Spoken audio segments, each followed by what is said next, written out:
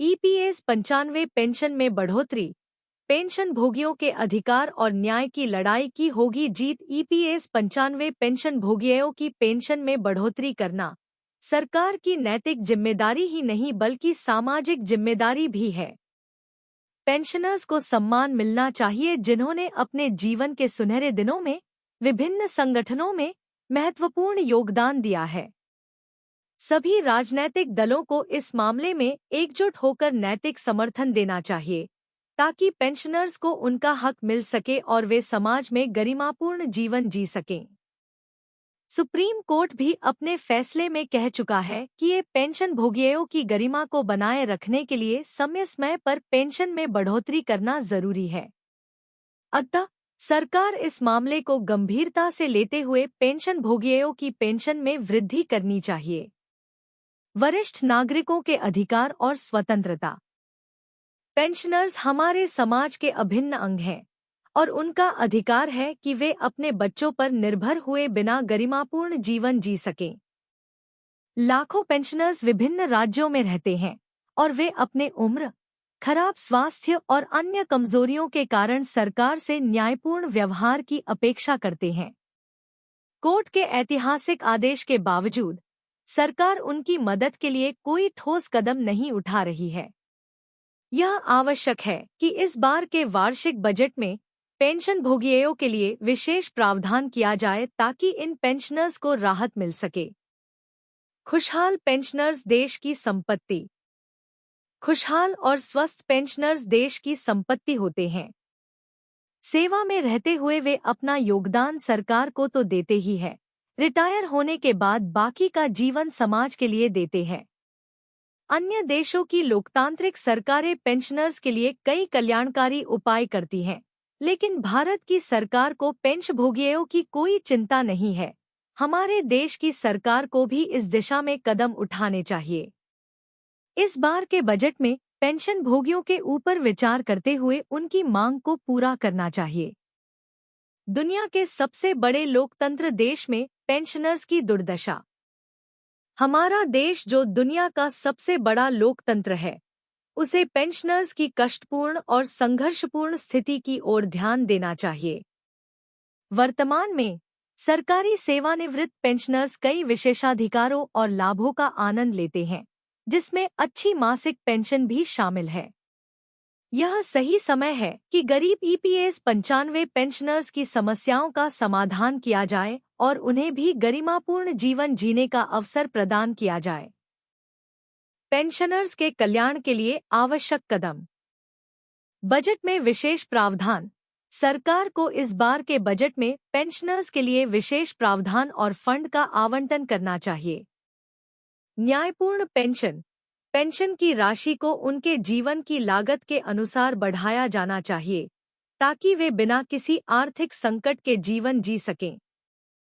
स्वास्थ्य सुविधाएं। पेंशनर्स के लिए स्वास्थ्य सुविधाओं को सुलभ और मुफ्त करना चाहिए, जिससे वे स्वस्थ और खुशहाल जीवन जी सकें। सामाजिक सुरक्षा। पेंशनर्स को सामाजिक सुरक्षा योजनाओं में शामिल करना चाहिए ताकि वे समाज में सुरक्षित और सम्मानजनक जीवन जी सकें। सरकार को ईपीएस 95 पेंशन भोगियों की पेंशन में संशोधन करने के ऊपर पुनर्विचार करना चाहिए। इसके लिए सरकार को ठोस कदम उठाने चाहिए ताकि हमारे वरिष्ठ नागरिक सम्मान और गरिमा के साथ जीवन जी सकें। 9,000 पेंशन प्लस महंगाई भत्ता। पेंशन भोगी अपनी गरिमा, हक को पाने के लिए 6, 7 और 8 अगस्त 2024 को दिल्ली में संसद के सामने धरना प्रदर्शन करने वाले हैं। सभी पेंशन भोगियों ने तय किया है कि ये जब तक हमें 9,000 पेंशन प्लस दा नहीं मिल जाता तब तक हम सरकार की नींद हराम करेंगे।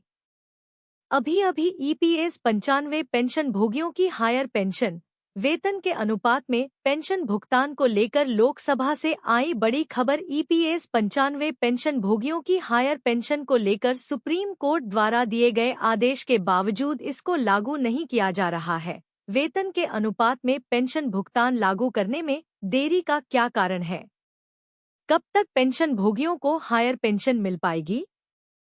इसके साथ ही बहुत सारे पेंशन भोगी पेंशन की गणना को लेकर असमंजस में है तो उसके लिए सरकार क्या कदम उठा रही है? पेंशन की गणना किस तरीके से की जाएगी?